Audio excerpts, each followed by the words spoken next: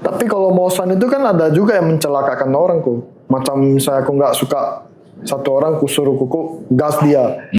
Kawanku yang belajar di kejiwaan dia bilang, tatung itu orang-orang halu. Roh asli dia sepertinya mungkin udah pergi. Yang tinggal di dalam tubuhnya itu susunya. Kok kalau jimat itu benar itu kok, bisa buat orang jadi kaya, bisa jadi penglaris, pokoknya bisa yang hal-hal yang bagus lah. Aku dengar-dengar Koko bisa nikahkan arwah ya, Ko. Gimana itu ceritanya, Ko?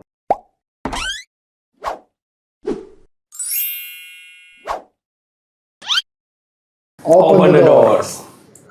Hari ini kita akan bahas ilmu Mausan.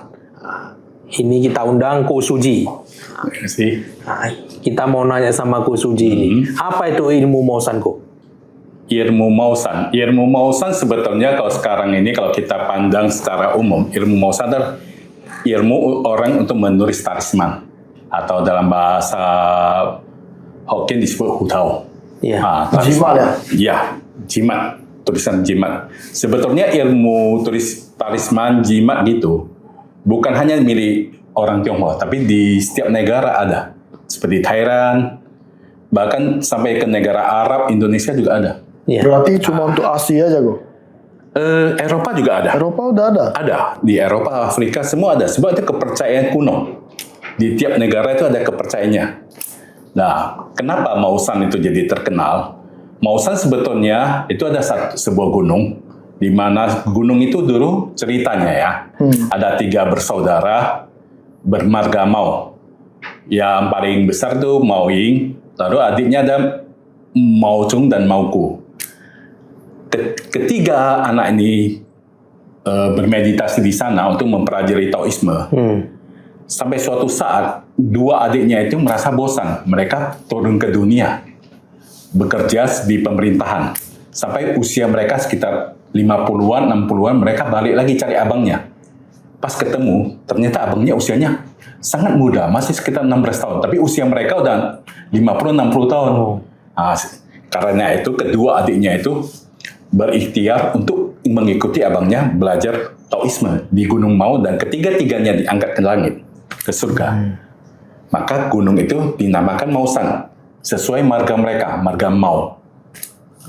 Nah, dan perguruan di Mausan, perguruan Taoisme yang di Mausan itu didirikan oleh seorang wanita bernama Wei Huachun. Dia mendirikan Sanqing Mausan.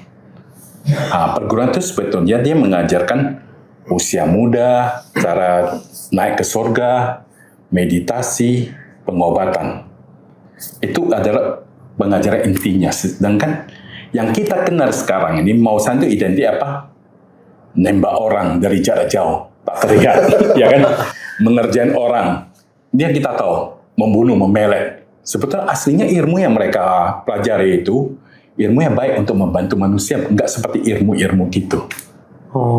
Jadi manusia oknumnya tuh, oknum yang seperti salah satu ilmu mereka yang membuat talisman itu bernama Hohab. Hohab itu ada bersatu. Tujuan awalnya untuk membuat talisman Hohab itu sebetulnya untuk suami istri yang ribut mau cerai supaya bersatu kembali.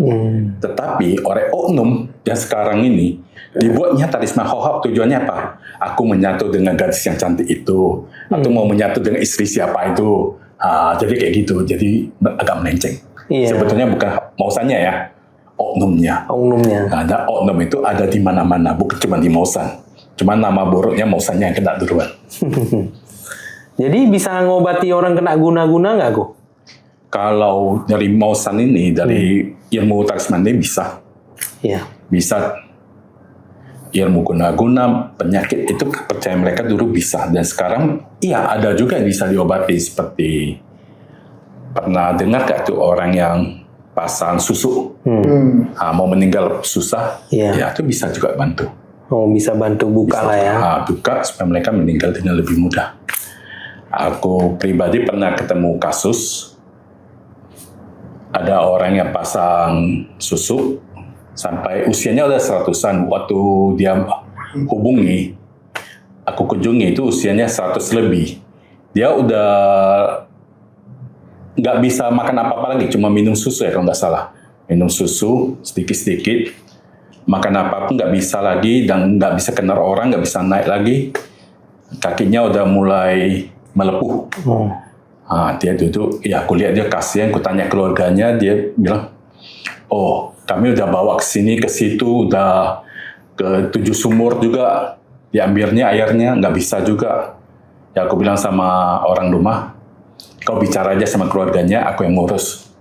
Nah, jangan ganggu selama aku ngurus. Ya, saya itu ngobrol-ngobrol, aku ngurus, aku ya cara-cara kayak gitulah ya. Ya, saya itu aku sama istri kita pulang. Nanti malam dia udah pergi menghadap yang kuasa. Oh, berarti dia ada pasang susu ya gue? Iya. Oh, berarti Koko ngambil lah ya? Aku bantu. Oh. Bukan aku bantu, sebetulnya orang pasang susu ya, itu harus kita tahu. Roh asli dia sepertinya mungkin udah pergi. Yang tinggal di dalam tubuhnya itu susunya. Oh, berarti aku susunya. cabut susunya lah ya? Bukan aku cabut. Sebetulnya aku tipeku, jangan bilang aku cabut orang, aku lebih suka negosiasi. Oh. Aku lebih suka minta baik-baik supaya dia tinggalkan. Kalau aku cabut di saat itu aku cabut, tapi enggak, aku minta baik-baik dia pergi. Jadi susunya itu berupa apa itu kok? Banyak. Biasanya dulu kalau orang pasang tuh pakai emas, pakai berian, atau pakai bahan logam. Biasanya tanamnya tergantung. Ada di mata, di hidung, di pipi. Itu tergantung mereka fungsinya mau untuk apa. Fungsinya itu biasa untuk apa itu kok? Biar percantik diri ya? Awet muda terlihat menarik bagi lawan jenis kayak kan. Nah, biasa kayak gitu.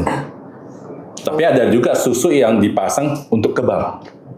Tan senjata ada juga. Jadi aku bisa cabut susu, bisa pasang susu nggak? Aku nggak mau pelajari cara pasang susu. Kenapa? Aku nggak suka ambil roh lain masuk ke tubuh seseorang, nggak usah lah. Oh, bisa juga gitu? Itu bisa, tapi itu aku nggak pelajari. Susu itu ambil roh itu kok?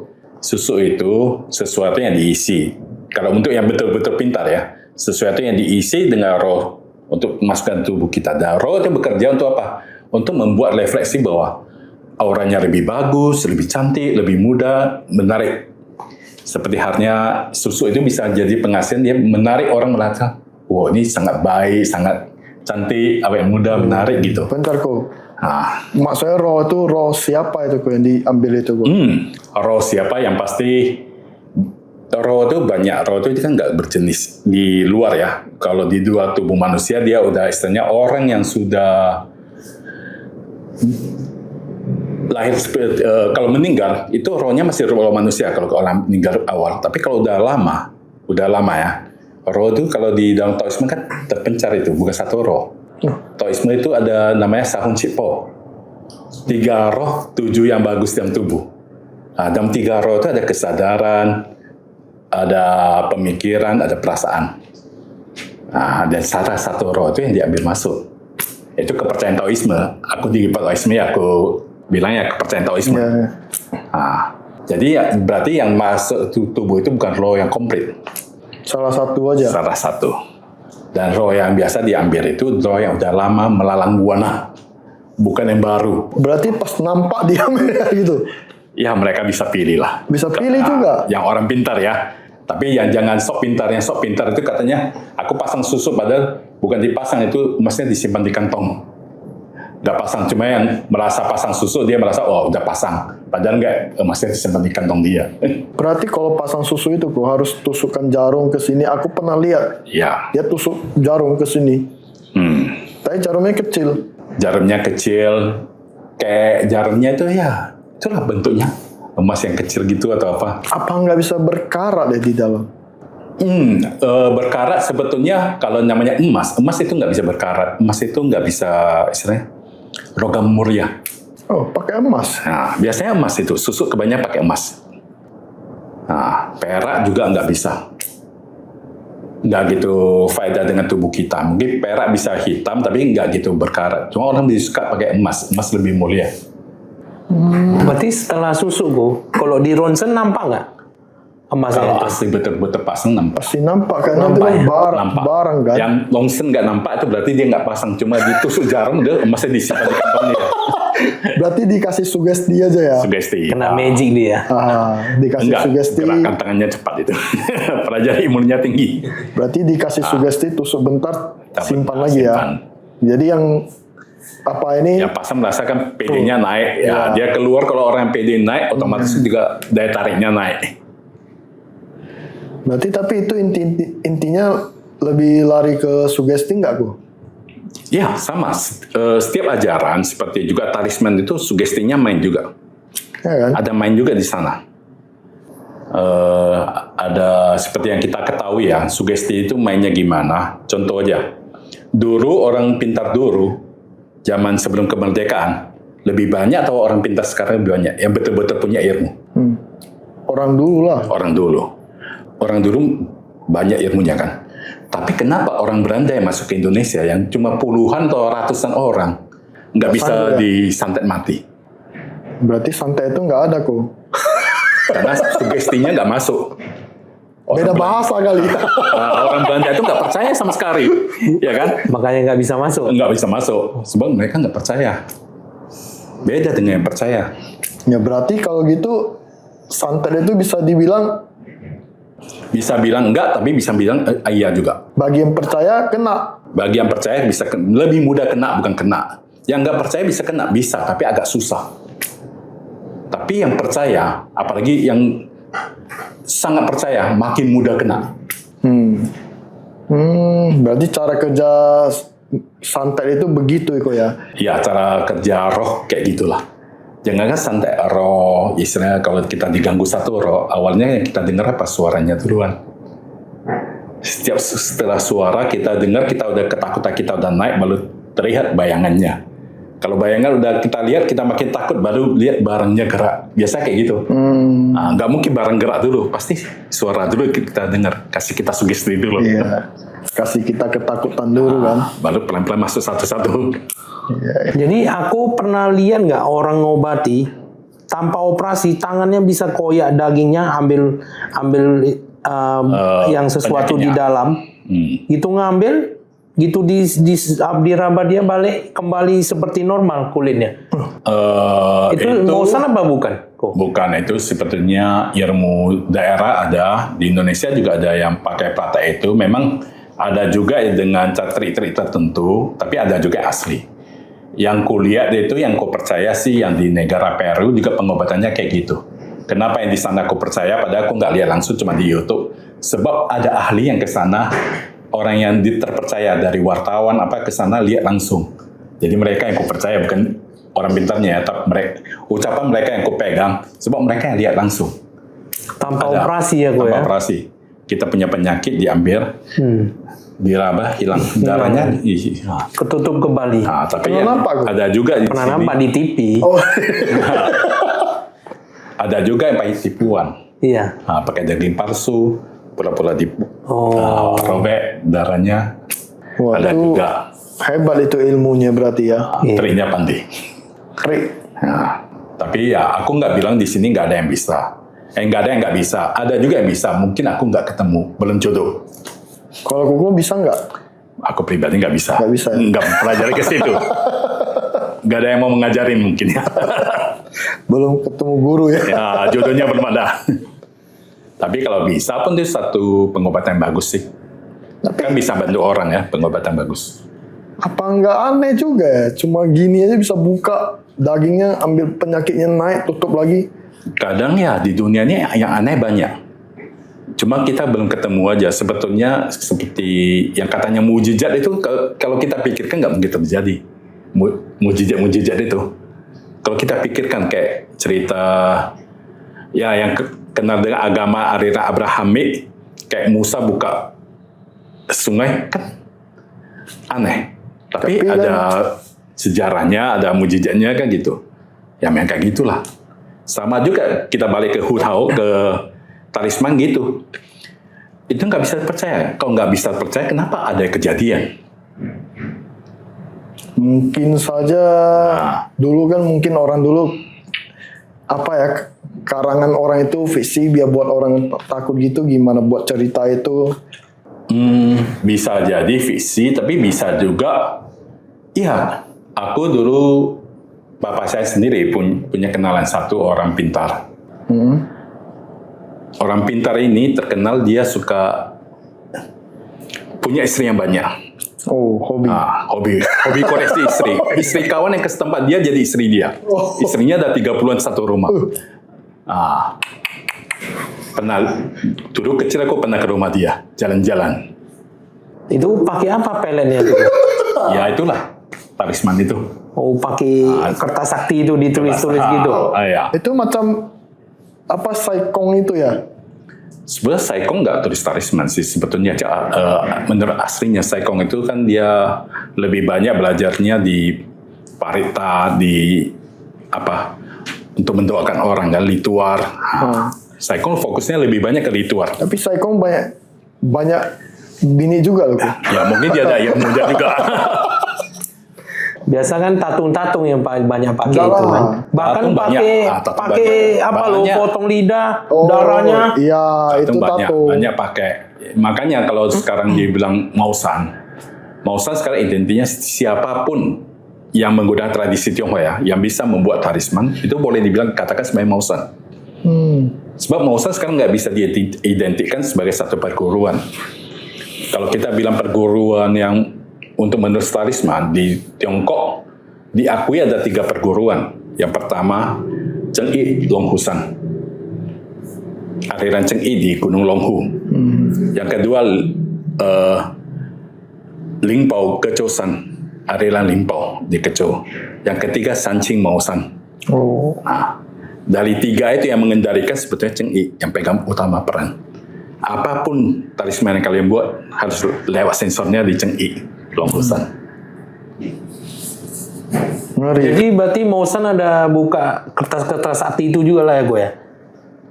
Mausan secara aliran dia nggak buka kertas sakti untuk umum, tetapi anak muridnya di luar, itu mereka buka pribadi.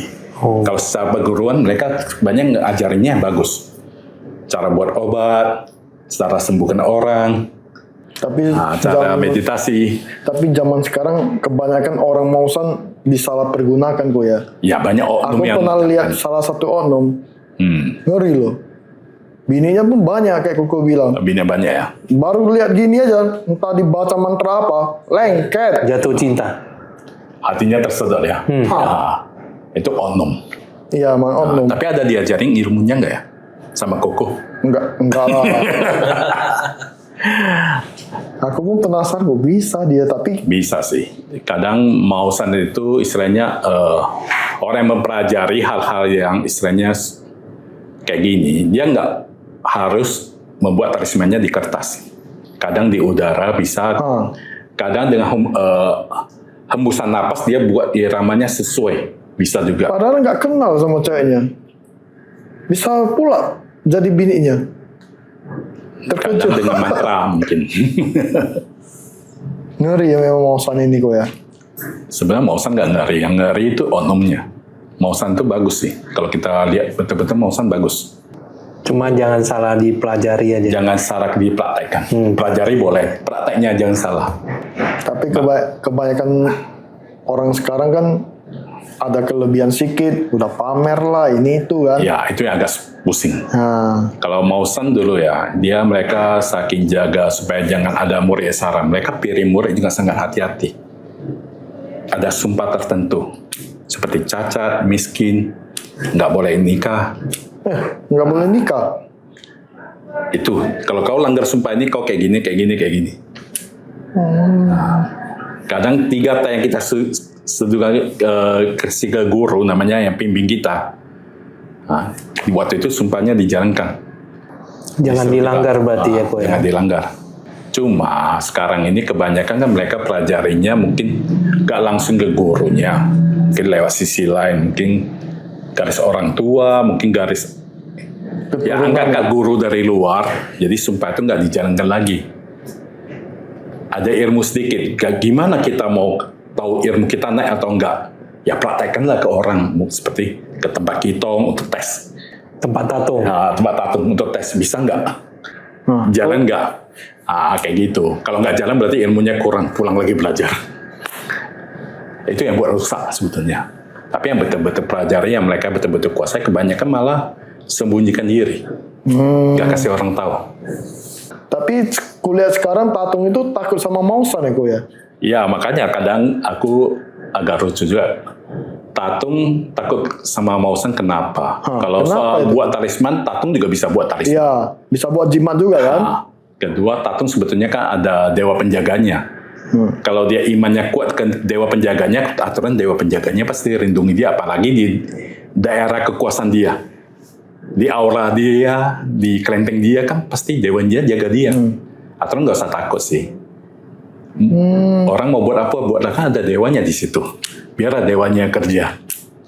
Jadi gimana cara lihat kira-kira tatung itu ada bisa kemasukan apa enggak kok? Apa dia pura-pura gitu?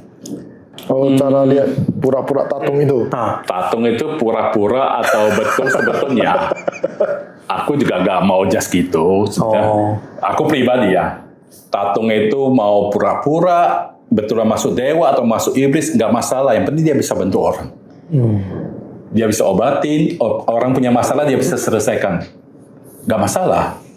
Daripada dia nggak bisa apa-apa, cuma demonstrasi aja, atau malah dia gunakan nama besar dewa untuk perbuatan yang melenceng. Iya. Nah, kan bagus dia bisa bantu orang. So, aku mau tanya kok, Ah, cara kerja tatung itu gimana? Misalnya kita kerasukan, ya kan? Jadi roh kita di mana itu kok?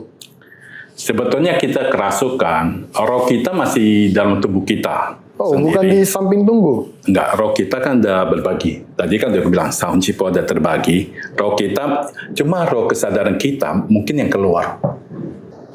Roh perasaan, roh pikiran kita masih ada. Roh kita tetap ada. Cuma satu mungkin agak nyingkir sedikit supaya roh dari energi dewa itu masuk untuk kita kerja. Kita umpama gini, kalau roh kita keluar, dewanya mendadak pergi. Kita lupa nafas 7 detik, kita udah pergi. Menghadapi atas. Tetap ada. Tahu ada ya. Kita kan tetap bernapas. Yang kerasukan itu dewa atau apa itu kok?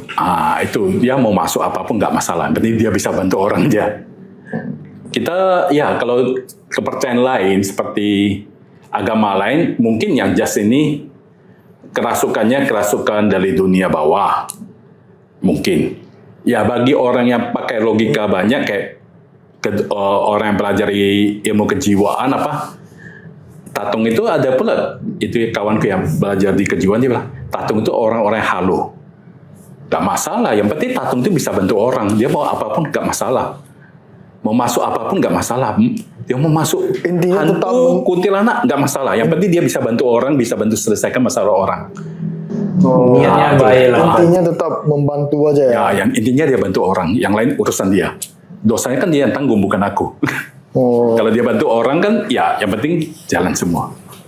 Tapi kalau Mausan itu kan ada juga yang mencelakakan orang kok. Macam misalnya aku nggak suka satu orang, ku suruh kuku gas dia. Berarti kan mencelakakan orang juga kok. Ya, Mausan itu bisa dipakai onom tertentu untuk celakakan orang. Cuma ya, aku sangat kasihan kali kepada orang yang pelajari Mausan tuh dibayar orang lain untuk mencelakakan seseorang. Kenapa? Ketika kita melakukan sesuatu untuk mencelakakan orang lain, yang berbuat salah bukan orang yang suruh sebetulnya. Kita udah yang buat salah, betul. Yang Mausan ini. Iya. Dan orang yang kita celakain itu, kita juga nggak tahu background-nya di belakangnya ada siapa. Kalau belakangnya nggak ada siapa-siapa, ya nggak masalah. Mudah kita celakain mungkin ya. Tapi kalau dia ada gurunya atau dia ada Ilmu dewa dia. pelindungnya, belum tentu masuk. Bisa-bisa tembak balik. Yang tembak balik kena Mausannya sendiri Ya lah. pastilah, nggak mungkin yang nyuruh. Kita yang serang pasti kena ke kita. Kayak cermin kan, ketemu cermin balik. Sebetulnya ya kalau kita pelajari ilmu-ilmu gini, janganlah digunakan untuk hal jelek. Seperti menyerang orang, menarik istri orang jadi istri kita. Itu kan moralitas kita istilahnya udah nggak bagus. Berarti itu termasuk melanggar sumpah nggak, Gu? Melanggar sumpah, sangat melanggar sumpah. Nah, kan? Dia udah melanggar, jadi hukumannya itu apa kok?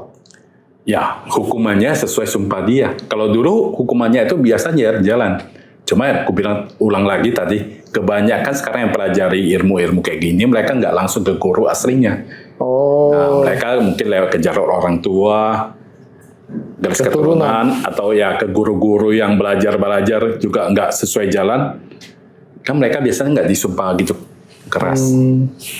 Makanya keluar yang banyak oknum yang kurang bagus. Tapi kalau mereka sesuai jalan biasanya bagus. Mereka biasa komitmen untuk jalannya bagus dan tidak neko-neko dan tidak berusaha celakain orang lain. Jadi aku mau nanya, gimana kira-kira melihat ciri-ciri orang yang kena guna-guna kok? Paling mudah dilihat di pandangan matanya, biasanya nggak kosong. Ya. Iya. Kadang agak kan, linglung gitu. kadang kan dia mikir sendiri, wah yang dari sana ngerjai dia. Ibarat boneka nih pakai jarum, ku tusuk-tusuk.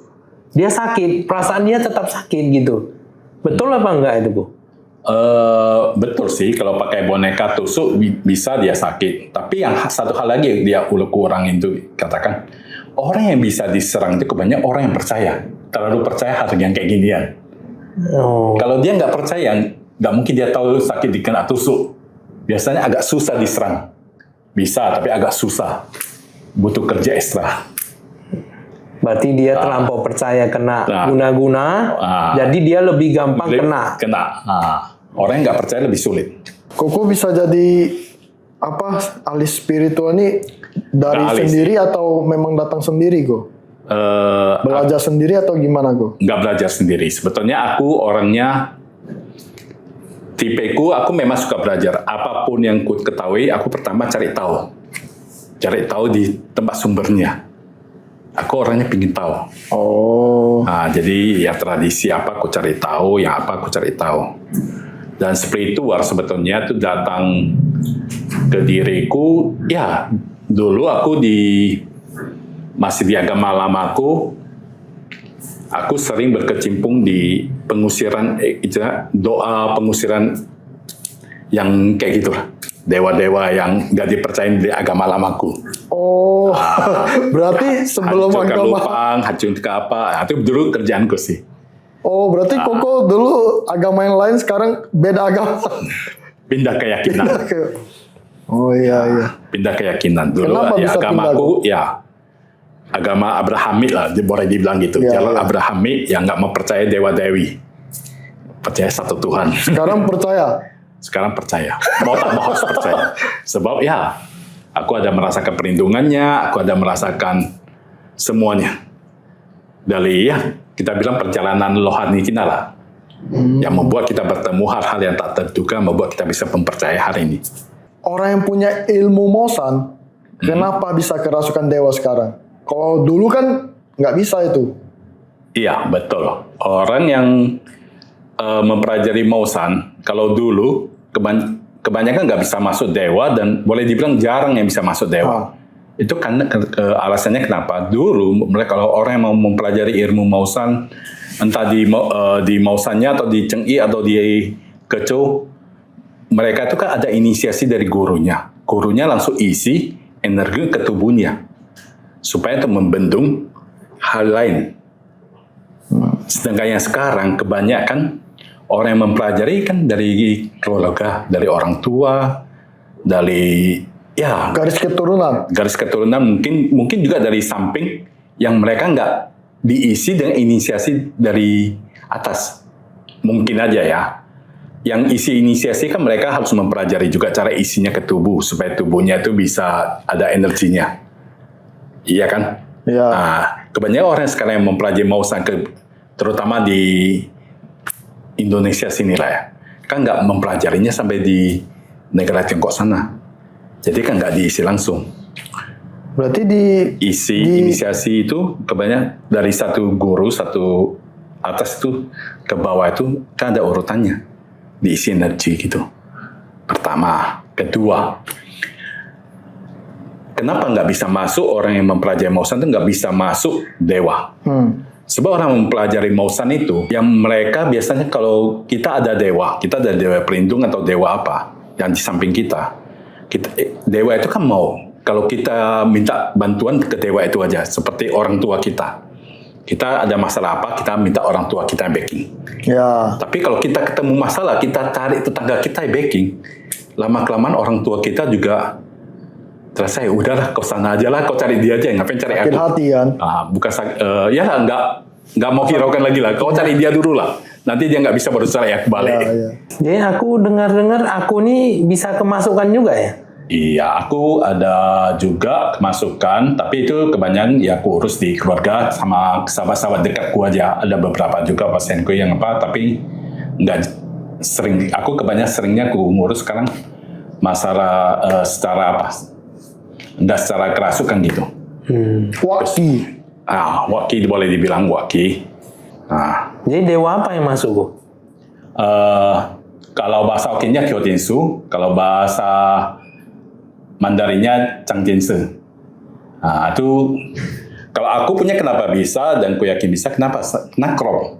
Changjianse itu guru besarnya bukan guru besar Mausan, guru besarnya Chen I Long Husan. Kan bagian talisman juga yang dia ngajarin pertama boleh dibilang. Jadi Krop satu jalan. Waktu Koko jadi waki itu tahu lihat orang itu taunya dari mana? Pendengaran atau ada yang bisikan atau gimana? Awalnya aku jadi waki. Kenapa aku jadi waki? Awalnya juga seperti tatung biasa kunki. Aku mulai dari kunki dulu. Tapi lantaran aku nggak ada orang di samping untuk menerjemahkan dan aku tidak mau libatkan anak-anakku jadi penerjemah supaya aku juga jaga supaya mereka jangan ikut jadi tatung kelak. Ya, aku mintalah sama dewa itu. Dewa saya pribadi, aku minta supaya aku, kalau bisa, kalau mau bantu orang, janganlah jadi yang duduk aja.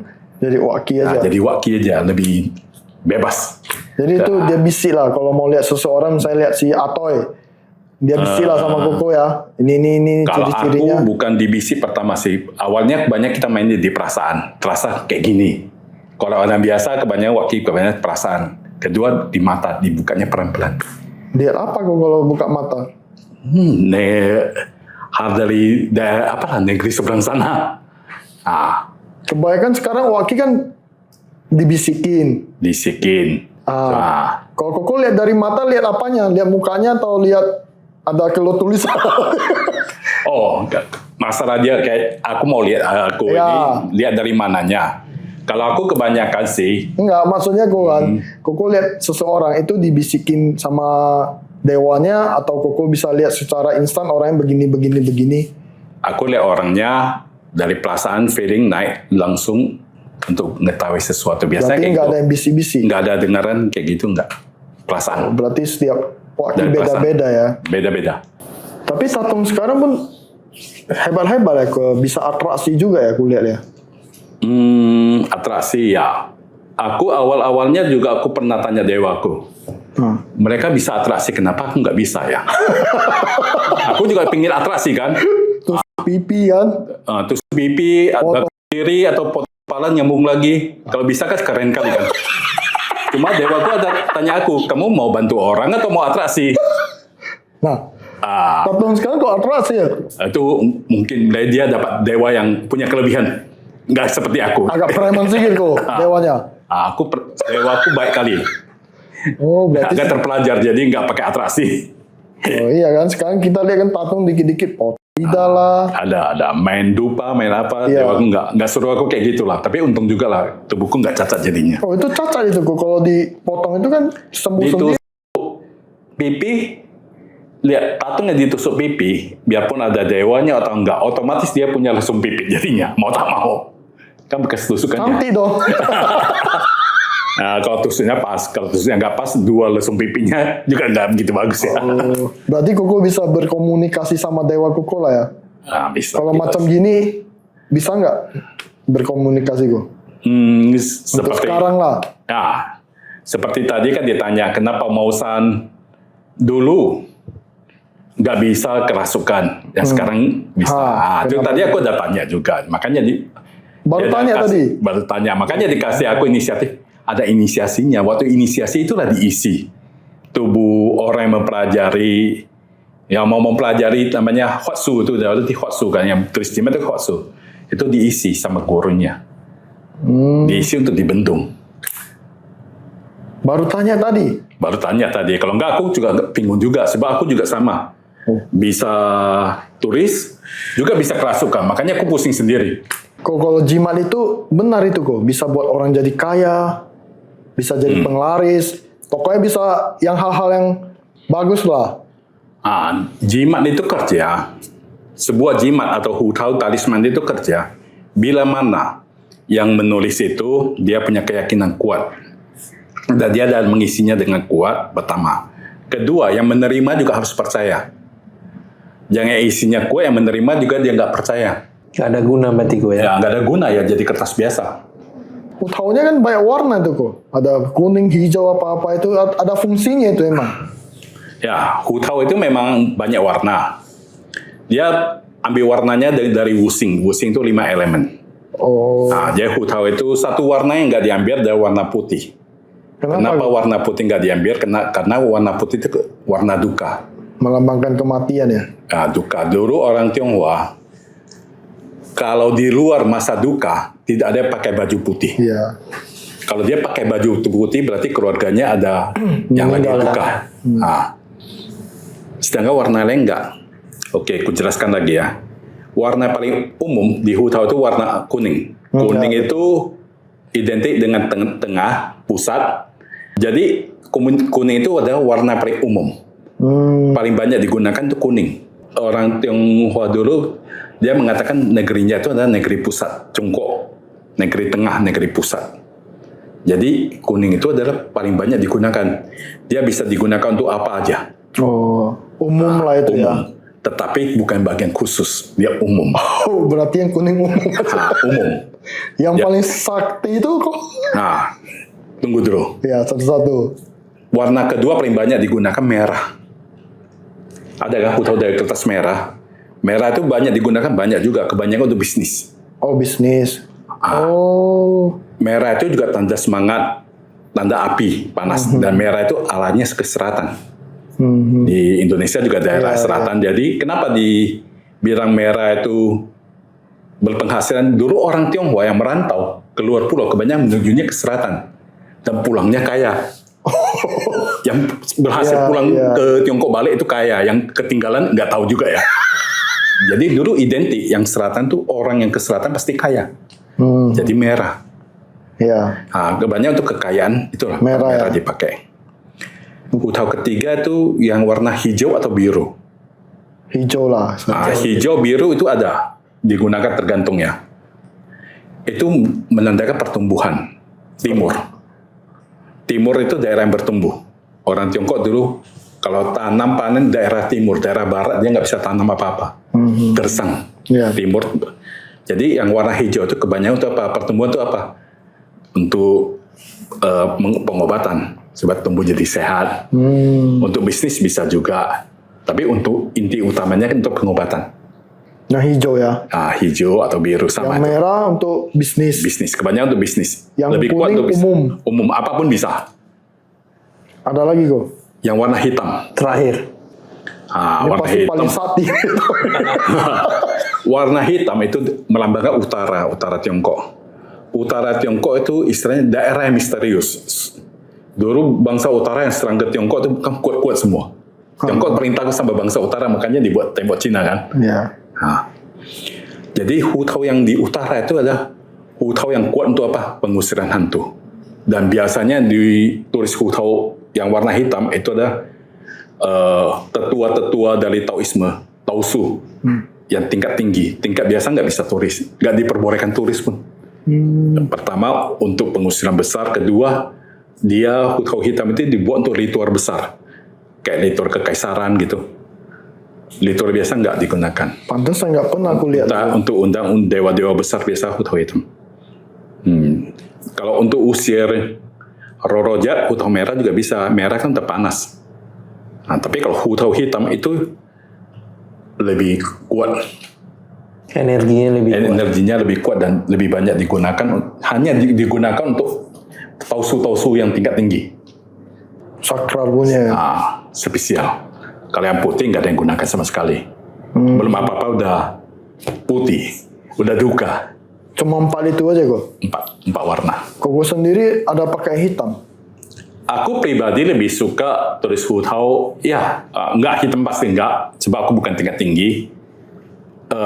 Lebih suka aku kalau tulis talisman itu ke tubuh manusianya langsung. Oh, langsung tulis gitu. Tulis, kenapa? Dia lebih menyerap ke jiwanya. Pakai apa aku tulisnya itu? Pakai tangan aja. Cuma gini-gini aja? Pakai mudra pedang. Oh, Sebelum mudar pedang kita tuh ada bacaan juga. iya ya. Baca mantra dulu ya. Nah, Dulu ada satu go, kawan kan, mamanya ya berbaring lah, nggak bisa mati terus kan. Padahal sudah parah juga penyakitnya. Orang itu pikir udah aturannya udah mati lah. Katanya rupanya si ibu ini, kata orang itu mungkin ada pasangan Ya, sampai susul. melepuh dia kan. Nah. Tidur sampai melepuh. Jadi dia anaknya minta hutau, jimat ke tatung. Biar mamanya, biar ini mamanya pergi. cepat pergi lah, jangan sampai tersisa kali nah, kan. jangan menderita lagi. Buka bakar pasti lewat ini 3 hari kan. Rupanya bakar setiap 3 hari nggak lewat-lewat sampai sebulan kok itu balik. Itu Bisa. kayak mana itu cara jimat itu? Kok ada yang bisa nggak bisa jalan itu fungsinya kan? Mungkin, ini mungkin kan. Yang kebanyakan kalau kita pasang susu kan carinya ke dukun. Dukun dia biasanya yang ditaruh ke sana itu kan dewanya dewa apa? Kan dewa lokal. Roh lokal lah, kita nggak bilang dewa, roh lokal. Ya kan? Kadang itu nggak bisa jalan, sebab alirannya beda.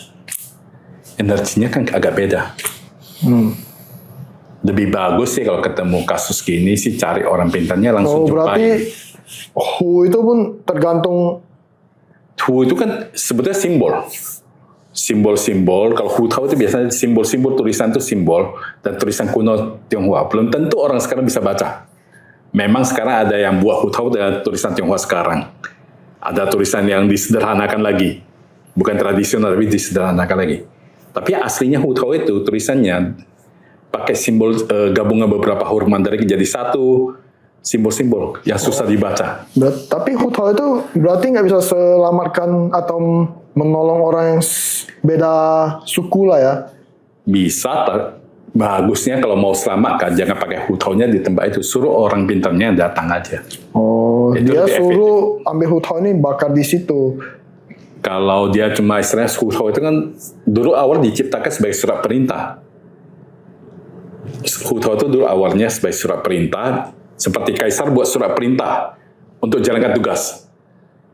Kan? Ajudannya bawa ke sana bacakan. Ini kaisar suruh bawa surat perintah, ajudannya kalau nggak bisa baca, Ajudannya baca, cuma itu nggak ngerti kali kok. nggak bisa lewat kan?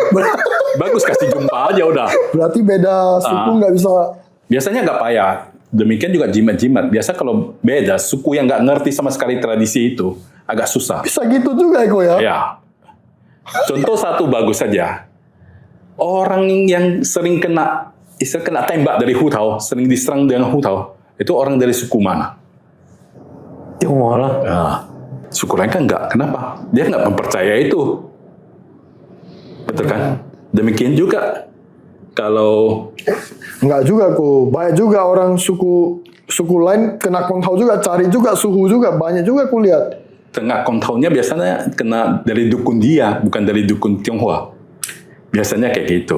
Tapi carinya Dukun-dukun dia juga. Mausan. Carinya Mausan, bukan cari dukun, tapi cari Mausan dia. Cari Mausan ya bagus, biar cari ya Mausan dia betul kan, Mausan biasanya dia kunjungi langsung. Yang bisa kunjung langsung lebih bagus sih ya. Tapi kalau jarak jauh pakai apa kurang gitu efektif. Aku dengar-dengar Koko bisa nikahkan arwah ya, Ko. Gimana itu ceritanya, Ko? Nikah ke arwah. Oke, aku kebetulan pas sekitar setengah tahun yang lalu, satu setengah tahun yang lalu pernah ketemu kasus ini. Kasusnya juga nggak sengaja aku terima. Waktu itu ada satu kawan, ibunya lah, dia bilang sama aku, semalam aku mimpi anakku mau minta aku touchin itu istilahnya apa? Minta jodoh ya. Minta jodoh. Sama gadis yang tinggal di daerah sana. Kenapa kayak gitu? Dia kan tanya aku kan, kok bisa kayak gitu? Ya jawabanku simpel. Ayu udah pernah ada mimpi kayak gini, terasa nyata nggak? Nyata. Suasana hati Ayu gimana? Ada risau, ketakutan nggak? Aku risau, tapi bukan ketakutan. Ada kesenangan sedikit, katanya. Jadi dia bilang sebab kenapa anak saya itu meninggalnya di usia muda. Usia 17 tahunan. Waktu itu main di Sembahe. Terbawa arus meninggal. Oke. Jadi ada happy-nya sedikit. Ada. Oke, kalau gitu Ai coba kunjungi aja, alamatnya dikasih. Ya, waktu kunjungi aku nggak ikut, pastikan. Ya, itu kunjungi, dan beberapa hari lagi dia kasih tahu aku. Ya, aku udah kunjungi. Jadi, dari pihak keluarga sana juga dikasih mimpi sama anaknya. Rupanya anaknya udah meninggal juga. Waktu masih kecil. Nah, berarti bagi yang dikunjungi itu kan yang meninggal itu wanita, sedangkan anak Ai itu anak laki-laki. Dia juga kasih tahu mimpi ke ibunya, suruh ibunya tunggu nanti ada orang dari keluarga ini yang mau datang kunjungan, mau minta jodoh gitulah. Berarti orang ini udah jodoh, mungkin mau nikah ya kan, tapi nggak kesampaian ya kan. Sana pacaran mau nikah, jadi kasih tahu keluarga masing-masing. Nah, jadi dia tanya gimana caranya? Kalau gitu ya nikahkan aja. Gimana nikahkan? Ya mudah aja, kau sana mintalah sesuai ke orang hidup itu. Kasih dia ampau sesuai prosedur. Tapi orang nikah caranya gimana aku juga kurang tahu. Tanya aja orang pernah nikahkan anaknya gitu. Ikuti aja prosedurnya. Nanti di sana kau minta aja nisannya untuk bawa pulang ke rumahmu. Nisan yang meninggal tuh bawa pulang ke rumahmu, itu berapa loh identiknya udah bawa pulang ke rumah. Dia bilang, aku nggak tahu loh waktu nikah kamu bisa ikut nggak? Boleh, aku bilang. Kamu tentukan hari dulu sama mereka. Nah, siap tentukan aku ikut dampingi nggak apa-apa. Nah, terus di waktu pernikahan aku dari dampingi juga nggak banyak bicara sih. Paling aku suruh ya sembahyang leluhur, orang Tionghoa leluhur itu sangat penting. Leluhur, sembahyang Dewa Langit, sembahyang Dewa Bumi di sana, pulang ke rumah, sembahyang lagi. Ada buat pesta kok? Iya, pesta keluarga gitu aja, pesta dua keluarga itu aja. Oh, berarti makanan yang ditaruh ada di meja orang itu, kira-kira gitu? Makanan yang ditaruh itu makanan di meja persembahan ada, di makanan untuk orang tua mereka juga ada. Nah, di persembahan ya taruh di situ aja. Dan seolah-olah orang ini menikah lah. Betulan. Nah, jadi Koko bisa nampak orang itu datang yang mau nikah itu.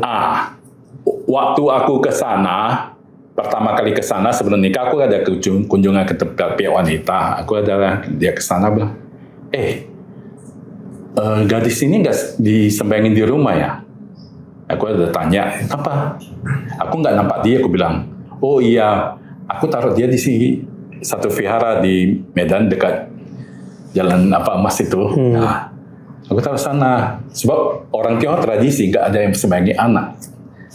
Iya. Nah, undang dia pulang lah, kalau mau nikahkan dia harus undang dia pulang, nggak boleh dari sana keluar. Nah, baru mereka lakukan sendiri, itu aku nggak ikut campur. Waktu pernikahan aku ada merasakan kehadiran kedua pasangan itu. Terus aku ada merasakan gadis itu berdiri dan merasakan cowoknya itu hadir. Dan mereka lakukan pernikahan seperti biasa juga. Pernikahan arwah itu ada. Jadi Koko kan seorang spiritual. Iya. Ada pakai jimat nggak, Kok? Aku pribadi sih nggak pakai jimat sih. Jadi? Sebab kenapa? Aku percaya bahwa pelindungku nggak usah pakai jimat pun dia bisa lindungi aku. Jadi nggak usah pakai jimat. Cuma aku pribadi, ya ada mengkoreksi beberapa barang yang kurasa antik, spesial untukku. Dan salah satunya adalah ini. Apa itu, Ko? Nah, ini daun ini udah lama sih dari guruku. Daun apa itu, Ko? Bilang sih body ya? Bukan daun body. Ini hocao, dibilangnya hocao. Daun harimau berarti. Daun harimau. Daun ini punya satu yang kubuat terasa aneh. Kenapa? Usianya udah tua, tapi kalau kita kucek-kucek, boleh coba kucek-kucek. Dia nggak robek, asal jangan kita robekin ya. Kucek-kucek gimana pun tetap kondisinya bagus. Padahal udah lama, udah sering gue kasih orang untuk kucek dia, coba. Tapi tetap utuh ya, Ko, ya? Tetap utuh. Elastisitasnya bagus. Fungsinya apa itu, Ko? Kalau daun ini banyak digunakan dulu orang-orang yang praktisi, terutama praktisi yang tulis talisman. Mungkin Mausan kan, mereka kasih tulis buat talismannya di sini. biasanya mereka simpan. Buat Untuk jaga diri atau jaga apa dari pengaruh negatif. Dari serangan orang juga lah Dari ya. serangan orang negatif. Iya, serangan negatif gitulah. Biasa mereka buat kayak gini. Setelah kita konsultasi sama Suji, nah kira-kira apa yang mau disampaikan? Yang saya harapkan pengertian masyarakat umum terutamanya terhadap Mausan. Jangan takut. Mausan itu bukan hal yang negatif. Mausan itu sebetulnya untuk hal yang positif. Kalaupun ada yang berbuat negatif, itu adalah oknumnya saja, bukan Mausannya. Oh. Jadi Koko lebih banyak bergerak di bidang yang apa aja kok Mausannya itu? Bergerak di Mausannya. Saya sebetulnya saya lebih banyak geraknya di bidang yang berhubungan dengan alam-alam sebelah sana, gaib. Seperti rumah kotor. Cuci rumah kok? Iya, cuci rumah tapi bukan pakai sikat. Cuci rumah, gedung, tanah gitu, atau orang kerasukan. Oh, orang kerasukan juga bisa kok? Ya, mudah-mudahan. Tapi biasanya sih oke sih. Orang kerasukan juga, orang yang pasang susu mau lepas juga bisa aku bantu. Selain hal itu, saya juga ada bantu untuk orang yang mau minta nama. Susun nama untuk bayinya, atau orang yang mau ganti nama Tionghoa. Saya juga bisa. Atau orang yang mau lihat pace. Pace itu ya dari tanggal lahir kita, yang hubungan dengan apa? Tongsu lah ya. Beda lagi. Sebab pace itu rasi bintang. Dari rasi bintang itu dipelajari untuk mereka hubungannya kemana.